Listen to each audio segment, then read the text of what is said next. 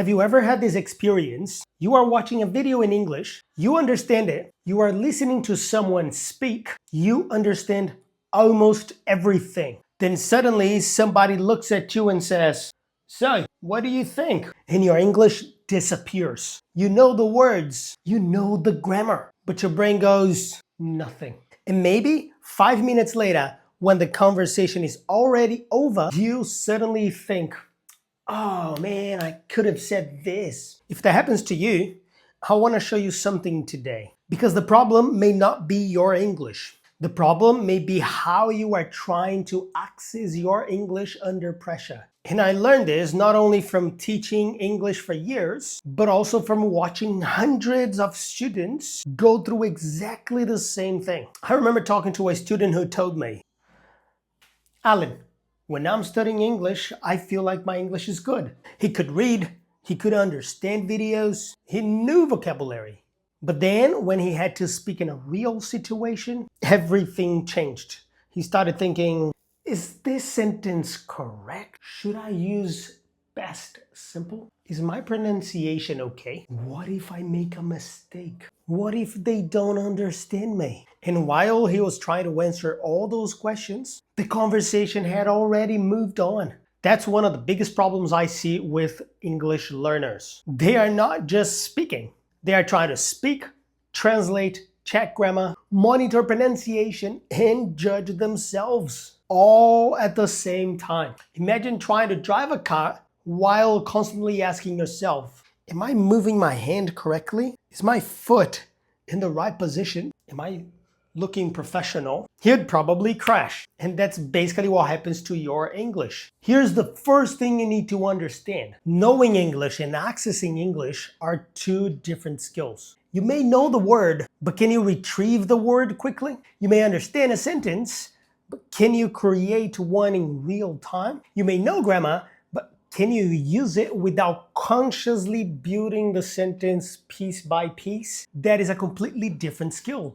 And this is why someone can study English for 5, 6, 7, or even 10 years and still freeze. Because most of their training has been based on recognition. Choose the correct answer.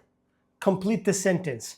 Read the text. Watch the video. But real communication requires retrieval. You have to produce immediately without having all day to think. So if you only practice recognition, you shouldn't be surprised when production feels difficult. Here's something you can do today. I call this the 3-second response exercise. Choose a very simple question. For example, what did you do yesterday? Give yourself 3 seconds to begin answering, not to create the perfect answer, just to begin. Maybe, yesterday I worked most of the day, and that's enough.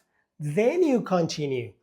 Another question, for example, what are you doing this weekend? 3 seconds. And continue. Why does this work? Because you are training your brain to prioritize communication before perfection. And that's what real conversations demand. Not, give me 30 seconds while I construct a grammar flawless here sentence in my head. Real conversations move. You need to move with them. Another reason people freeze is translation. You have a complex idea in Portuguese, then you try to reproduce the exact same idea in English. That is dangerous because maybe your Portuguese or your native language, whatever that is, sentence is 20 words long.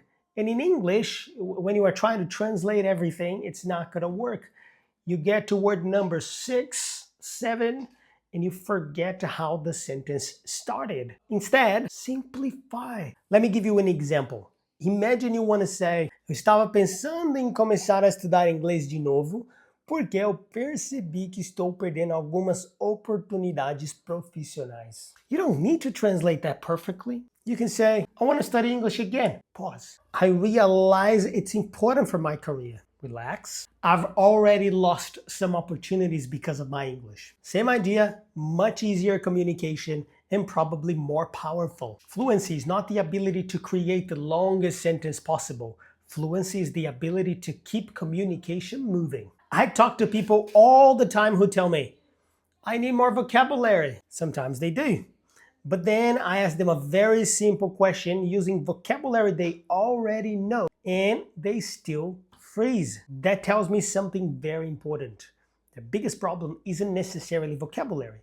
It's confidence accessing the vocabulary they already have. It's like having money in the bank, but not knowing your PIN number. The money exists, you just can't access it when you need it. English can be exactly like that. And that is why simply learning another 100 words may not solve your problem. Sometimes you need to become faster and more comfortable yet using the 100 words you already know. Here's another practical strategy. Stop memorizing isolated words. Start building speaking blocks. I do this with my students all the time. Yeah, it's not about isolated words, but build the sentence, the full sentence. For example, instead of memorizing opportunity, practice.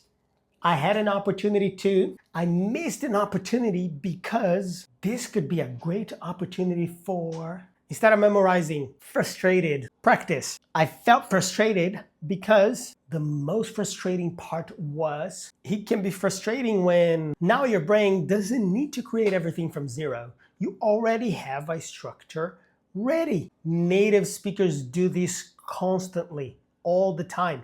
You don't create every sentence from scratch. You use patterns. We use chunks, expressions, structures we've already used thousands of times. And English learners should do the same thing. Here's your challenge. Pick one topic from your real life, your work, your family, a trip, something that happened this week. Then record yourself talking about it for 1 minute, only 1 minute. But there are 3 rules. Think about the rules now. Rule number 1, do not stop the recording. Rule number 2, do not restart when you make a mistake. Rule number 3, if you don't know a word, explain it using simpler English. Let me give you an example for that. If you forgot the word screwdriver, don't stop. Just say, the tool you use to, and keep moving. That skill is incredibly important because in real life, you don't always know the perfect word. Communication is also about surviving the moment. And I think there's something bigger here. A lot of people think confidence comes after fluency. They say, when my English is good enough, then I will feel confident. But I think that's backwards. Confidence is built while you are using imperfect English. Every time you speak and survive a mistake, your brain gets evidence. Every time someone understands you, evidence. Every time you continue, even though you forgot a word, evidence. And eventually, your brain starts thinking, okay, maybe I can actually do this. That's how confidence grows. Not from collecting evidence that you can communicate. So if you understand English but still freeze when you speak, remember these 3 things. Knowing English is not the same as accessing English.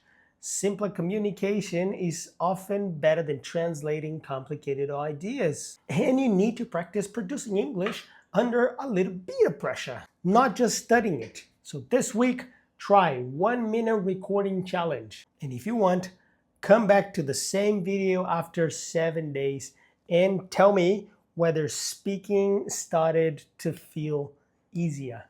Yeah, comment to hear from me in this video. Because your goal shouldn't be to speak perfect English. Your goal should be to become the kind of person who can keep communicating even when English isn't perfect. And once you can do that, everything starts changing. If this is exactly the problem you were dealing with, subscribe to this channel because here we are going to work on English, communication, and confidence in real situations. I'll see you in the next video.